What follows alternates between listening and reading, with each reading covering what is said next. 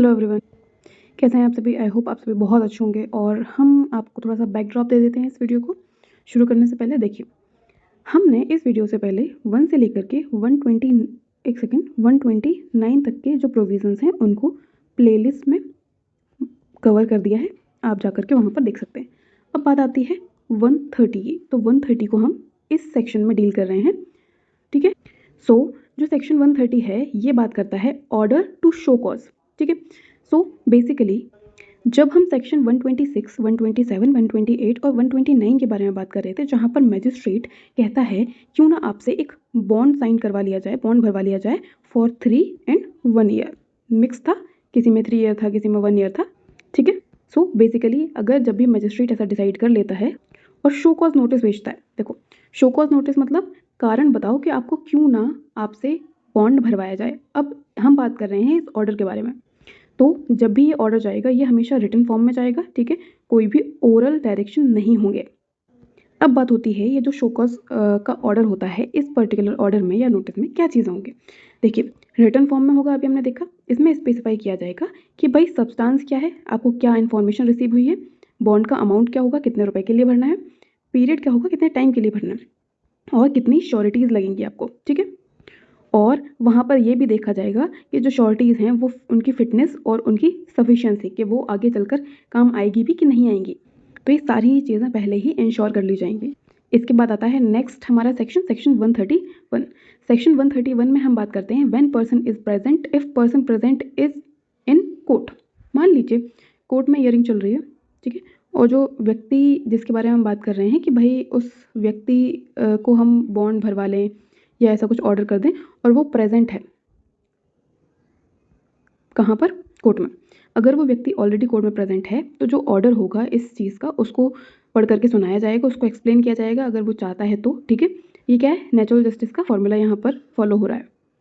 अब ये क्यों किया जाएगा, क्योंकि जब भी हम ऐसा कोई भी ऑर्डर मेड आउट करते हैं तो देखो अगर वो व्यक्ति प्रेजेंट है तो कोई भी ऑर्डर जब दिया जाता है तो उसको रीड ओवर करवाया जाता है इन ओपन कोर्ट, ठीक है। ये रूल होता है। इसके बाद नेक्स्ट सेक्शन है हमारा सेक्शन 132। सेक्शन 132 में हम बात करते हैं इफ पर्सन नॉट प्रेजेंट। 131 में प्रेजेंट था कोर्ट में, अगर वो प्रेजेंट नहीं हो तो वहाँ पर क्या होगा, जब व्यक्ति अब्सेंट है, ठीक है, तो मजिस्ट्रेट क्या करेगा, इशू करेगा समन्स को, भाई आप अपीयर होइए आकर के, या फिर वारंट को अगर वो कस्टडी में है पुलिस की, ठीक है, या फिर जुडिशियल। सो वारंट इशू करके कहा जाएगा कि आप एक काम करो, आप इनको लेकर के आओ इन कोर्ट। कोर्ट में बुलवाया जा रहा है बाय समन और बाय वारंट। और यदि पुलिस ऑफिसर से रिपोर्ट आती है मजिस्ट्रेट के पास और उनको लगता है जो इन्फॉर्मेशन आई है उससे, देखो कैसे, पुलिस रिपोर्ट और इन्फॉर्मेशन, इन दोनों में से किसी भी वजह से उनको लगता है कि भाई ब्रीच ऑफ पीस हो सकती है और वो ब्रीच ऑफ पीस प्रिवेंट नहीं करी जा सकती अदरवाइज जब तक कि इमीडिएट वहाँ पर अरेस्ट ना कर दिया जाए। और मजिस्ट्रेट इस चीज़ के लिए सेटिस्फाई हो जाता है ऑन द पुलिस रिपोर्ट और इन्फॉर्मेशन, तो यहाँ पर किसी भी टाइम पर वो अरेस्ट वारंट इशू कर सकता है फॉर द अरेस्ट। और जो ये पुलिस रिपोर्ट होगी और इन्फॉर्मेशन जो भी रिसीव होगी उसको हम रिकॉर्ड करेंगे, ठीक है, मिसयूज़ को रिकॉर्ड प्रिवेंट करने के लिए। नेक्स्ट सेक्शन है सेक्शन 133, जहाँ पर हम बात करते हैं copy of order must accompany summon and warrant. So जो हम show cause notice under section 130 देते हैं, ठीक है, जो ऑर्डर जाता है, जब भी हम समन और वारंट दे रहे हैं तो ये हमेशा साथ में इस ऑर्डर के जाएगा और उस व्यक्ति को डिलीवर करवाया जाएगा, सब करवाया जाएगा जो वहाँ पर लिखा गया है। अब जो हमारा नेक्स्ट सेक्शन है वो सेक्शन है 134। सेक्शन 134 में हम बात करते हैं अपीयरेंस थ्रू एडवोकेट। तो जब भी एक व्यक्ति पर्सनली अपीयर नहीं हो रहा है लेकिन वो एडवोकेट के थ्रू अपीयर होना चाह रहा है, एडवोकेट के थ्रू अपने आप को रिप्रेजेंट करवाना चाह रहा है, और मजिस्ट्रेट वहाँ देख लेता है कि भाई सफिशिएंट रीज़न है यहाँ पर उसकी जो पर्सनल अपीयरेंस है उसको डिस्पेंस ऑफ करने के लिए। दैट मीन्स कि ज़रूरी नहीं है कि उसको पर्सनली हम हर बार बुलाएं, इतना सीरियस भी केस नहीं है, इतना सीरियस भी चार्जेस नहीं है कि भाई वो ऐसा कोई ऑफेंस कर सकता है, ऐसा कोई चांसेस नहीं है, ठीक है। तो वहाँ पर मजिस्ट्रेट उसको अलाउ कर देगा रिप्रेजेंटेशन बाय द एडवोकेट और उसकी जो पर्सनल अटेंडेंस है उसको डिस्पेंस ऑफ कर देगा और परमिट कर देगा कि भाई आप अपीयर हो सकते हो बाय द एडवोकेट। नेक्स्ट जो हमारा सेक्शन है वो है सेक्शन 135। सेक्शन 135 में हम देखते हैं इंक्वायरी इन प्रिवेंटिव प्रोसीडिंग्स, मतलब इंक्वायरी करना ट्रुथ जानने के लिए। अब ट्रुथ किस चीज़ का?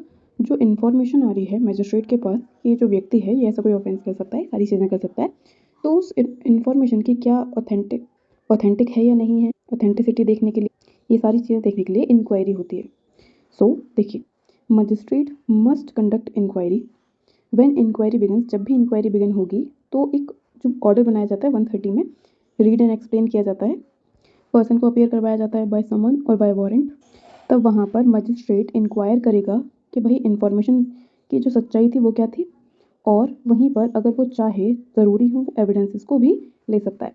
अब इम्पॉर्टेंट पॉइंट यहाँ पर क्या है, देखो मजिस्ट्रेट का फुल काम यहाँ पर क्या है कि भाई वहाँ पर उसे पता करना है जो भी इन्फॉर्मेशन उसके पास आई है क्या वो सही है या नहीं है, और उसके लिए बॉन्ड ज़रूरी है या नहीं है। जो भी एप्रीहेंशन वहाँ पर बताया जा रहा है कि ये चीज़ें हो सकती हैं, वो एप्रीहेंशन जेन्युइन है या नहीं है, इन्फॉर्मेशन कितनी सही है। जो यहाँ पर इंक्वायरी होती है उसका नेचर और किस प्रकार से इंक्वायरी करवाई जाएगी, किस प्रकार से इंक्वायरी होगी। सो इंक्वायरी सेम टू सेम वैसे ही होगी जैसे कि समन्स केस ट्रायल में होती है। अब इसका मतलब क्या है, एविडेंस रिकॉर्ड होंगे, विटनेसेस को एग्जामिन किया जाएगा, क्रॉस एग्जामिनेशन भी अलाउड होगा, ये सारी चीज़ें वहाँ पर होंगी फेयरनेस को ध्यान में रखते हुए कि जो भी प्रोसीडिंग है वो फेयरनेस में हो, कोई भी ऐसा ना कहे आगे चल करके जो प्रोसीडिंग हुई है वो सही नहीं थी। अब बात आती है कि अगर मजिस्ट्रेट को लगता है कि भाई यहाँ पर इमीडिएट डेंजर एग्जिस्ट करता है, अगर हमने अभी के अभी इनसे इंटरिम बॉन्ड नहीं भरवाया तो आगे चल के हमें परेशानी हो सकती है, तो वहाँ पर इंटरिम बॉन्ड भरवा सकते हैं, उनके पास पावर है ड्यूरिंग इंक्वायरी, जब वो इन्फॉर्मेशन को टेस्ट कर रहे हैं उस वक्त वो इंटरिम बॉन्ड भरने के लिए कह सकते हैं। ठीक है, वहाँ पर डायरेक्ट कर देंगे कि भाई आप इंटरिम बॉन्ड भर दो जब तक कि इंक्वायरी चल रही है, तो इंक्वायरी ख़त्म नहीं हो जाती। और अगर वो चाहें तो पर्सन को डिटेन करके भी रख सकते हैं जब तक इंक्वायरी चल रही है, या फिर जब तक वो बॉन्ड नहीं भर देता है। ठीक है, जब तक ये दोनों चीज़ें नहीं हो जाती हैं उसको डिटेन करके रखा जा सकता है। ये सारी चीज़ें प्रिवेंटिव मेज़र लेते हुए करी जाती हैं कि जो भी हमें अप्रीहेंशन है कहीं वो चीज़ हो ना जाए, इस चीज़ को बचाने के लिए ये सारी चीज़ें की जा सकती है। अब बात आती है कि जो भी हमें लग रहा है कि भाई इसमें इमीडिएट मेजर्स लेने चाहिए, तो वहाँ पर जो भी रीज़न्स हैं हमें ये चीज़ फ़ील होने के, उसको हम राइटिंग में राइट डाउन करेंगे उन सारे रीज़न्स को। और कभी भी गुड बिहेवियर का बॉन्ड नहीं भरवाया जा सकता जब तक कि कोई केस अंडर 127, 128 या 129 ना हो। और जब भी हम एक इंटरिम बॉन्ड भरवाते हैं वहाँ पर जो भी हम कंडीशंस लगाते हैं आप उस व्यक्ति के ऊपर कि भाई आप ये सारी चीज़ें करोगे, ये आपके ऊपर कंडीशंस हैं, आप ये चीज़ें करोगे, ये चीज़ें नहीं करोगे, ये जो कंडीशंस होंगी वो कभी भी हार्शर नहीं होंगी। इसका क्या मतलब है, कभी भी ऐसी नहीं होंगी कि उसके लिए टफ हो उनको फॉलो करना। वहीं पर अगर केस आता है सेक्शन 129 का, 129 में हम बात करते हैं हैबिचुअल ऑफेंडर्स के बारे में। तो अगर हैबिचुअल ऑफेंडर्स के बारे में हम बात कर रहे हैं तो उस केस में अगर हमें ये प्रूव करना है कि भाई वो जो व्यक्ति है वो हैबिचुअल ऑफेंडर है, वो ये ऑफेंस करता ही रहता है, तो उसके लिए हम एविडेंस लेकर के आ सकते हैं फॉर द जनरल रेपुटेशन का। तो जनरल रेपुटेशन से और अदर एविडेंसेस लेकर के आकर के हम उसको हैबिचुअल नेचर को वहाँ पर प्रूव कर सकते हैं। अब ये हमने क्यों यहाँ पर लिखा हुआ है स्पेशली, क्योंकि मानते हैं कि जब भी हम रेपुटेशन के एविडेंसेस देते हैं थोड़ा वीक टाइप ऑफ एविडेंस होते हैं, इसलिए हमने स्पेसिफिकली यहाँ पर मेंशन कर दिया है कि अगर आपको हैबिचुअल नेचर शो करना है तो आप उसके जनरल नेचर को, जनरल रेपुटेशन को प्रूव कर सकते हैं। अब बात होती है कि अगर एक से ज़्यादा व्यक्ति हैं तो वहाँ पर क्या होगा, वहाँ पर जॉइंट इंक्वायरी चलेगी। ठीक है, मल्टीपल पर्सनस के लिए। और जब मल्टीपल पर्सनस कहीं भी इन्वॉल्व होते हैं तो मजिस्ट्रेट कह सकता है कि भाई आप एक काम करो, साथ में इंक्वायरी करवा दो, और अगर उनको लगता है कि साथ में इंक्वायरी करवाते हैं कोई प्रॉब्लम क्रिएट हो सकती है तो वो ये भी कह सकते हैं कि भाई सेपरेट करवा दो। तो ये पूरी चीज़ें डिपेंड करती हैं मैजिस्ट्रेट के ऊपर, ये डिस्क्रिशनरी नेचर है उनका। और जो भी ये इंक्वायरी होती है इसको विद इन 6 मंथ्स आपको कंप्लीट करना होता है, ये इसकी टाइम लिमिट है। तो 6 मंथ्स में आपकी इंक्वायरी कंप्लीट हो जानी चाहिए। अगर नहीं होती है तो जो भी प्रोसीडिंग चल रही होती है इस चैप्टर के अंडर में, हम समझेंगे आफ्टर 6 मंथ्स वो टर्मिनेट हो जाएगी। ठीक है, जब तक कि मैजिस्ट्रेट कोई स्पेसिफिक रीज़न बता करके उसको अलाउ ना कर दे। So magistrate must fix inquiry या finish inquiry under 6 months from the commencement, और अगर चाहे तो स्पेसिफिक जो भी रीजंस होंगे उनको रिकॉर्ड करके राइटिंग में उसको कंटिन्यू कर सकते हैं। मान लीजिए जब मैजिस्ट्रेट है उसने इंक्वायरी एक्सटेंड कर दी है 6 महीने से ज़्यादा के लिए। ठीक है, स्पेसिफिक रीज़न बता दिए राइटिंग में और एक्सटेंड कर दी है 6 महीने से ज़्यादा, इसकी जो इंक्वायरी है वो चलती रहेगी। तो जो भी अग्रीव्ड पार्टी होगी वो सेशन जज के पास जा कर के एप्लीकेशन लगाएंगी और एप्लीकेशन में बोलेंगे कि भाई ये जो इंक्वायरी चल रही है ये अब नहीं चलनी चाहिए, कोई भी इसका रीज़न नहीं है। तो अग्रीव्ड पर्सन के द्वारा जैसे ये एप्लीकेशन जाएगी, अगर जज वहाँ पर सेटिस्फाई हो जाता है तो वो वेकेट कर देगा उसको और सारी चीज़ें टर्मिनेट हो जाएंगी। सो इसका अगर हम फ्लो चार्ट देखें, देखो राइटिंग में ऑर्डर जाता है 130 में, सर्विसिंग हो रही है 131 से लेकर के 133 तक, उसके बाद इंक्वायरी बिगिन होती है 135 1 में, समन्स केस का प्रोसीजर फॉलो होता है 2 में, और इंटरिम बॉन्ड आप भर सकते हो 3 में। वहीं पर आपको इंक्वायरी कब कंप्लीट करनी पड़ती है, कब कंप्लीट करनी है 6 में, और रिवीजन कैसे हो सकता है 7 में। नेक्स्ट सेक्शन है हमारा 136, final order requiring security after completion of inquiry.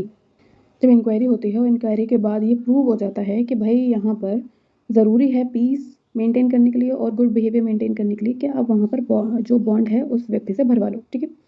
तो इंक्वायरी के बाद उस व्यक्ति से कहा जा सकता है कि आप बॉन्ड और बेल बॉन्ड भर दीजिए, ठीक है। अब बात क्या होती है, यहाँ पर कुछ इंपॉर्टेंट सेफगार्ड्स के बारे में बात की गई है। वो ये हैं कि जब भी ऐसा बॉन्ड भरवाया जाएगा, चेंज नहीं करी जाएगी सिक्योरिटी, ना इंक्रीज़ किया जाएगा अमाउंट, ना उसकी ड्यूरेशन एक्सटेंड की जाएगी। जो हमने अंडर 130 ऑर्डर में निकाल करके दी थी उससे ज़्यादा कुछ भी नहीं किया जाएगा।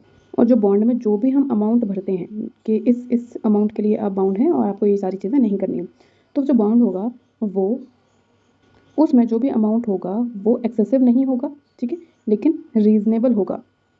और वहाँ पर कंसिडर करने होंगे आपको सर्कमस्टांसेस कि किस सर्कमस्टांसेस में क्या क्या चीज़ें हुई हैं। और यदि जो व्यक्ति है जिसको कहा जा रहा है कि आप बाउंड भरिए वो एक बच्चा है, तो वहाँ पर जो बाउंड एग्जीक्यूट किया जाएगा वो सिक्योरिटीज़ के द्वारा किया जाएगा, बच्चा खुद से बाउंड को एग्जीक्यूट नहीं करेगा। नेक्स्ट सेक्शन है हमारा सेक्शन 137, जिसमें हम बात करते हैं डिस्चार्ज के बारे में। डिस्चार्ज मतलब अगर इंक्वायरी करने के बाद ऐसी इन्फॉर्मेशन आती है कि भाई जो व्यक्ति है वो उसके अगेंस्ट में इन्फॉर्मेशन गलत आई है, ऐसा कोई करने की ज़रूरत नहीं है, कोई भी बॉन्ड भरवाने की ज़रूरत नहीं है, कुछ भी करने की ज़रूरत नहीं है, ठीक है। तो एलिगेशंस हैं वो प्रूव नहीं हो पाए हैं, वहाँ पर जो इंक्वायरी है वो फेल हो जाती है उसकी जो नेसेसिटी है बॉन्ड की उसको प्रूव करने से। तो वहाँ पर मजिस्ट्रेट रिकॉर्ड करेगा फाइंडिंग्स को और रिलीज़ करेगा पर्सन को जो भी कस्टडी में हो उसको, और डिस्चार्ज करेगा प्रोसीडिंग्स को। नेक्स्ट सेक्शन है सेक्शन 138। सेक्शन 138 में हम बात करते हैं commencement of period for which security is required, ठीक है।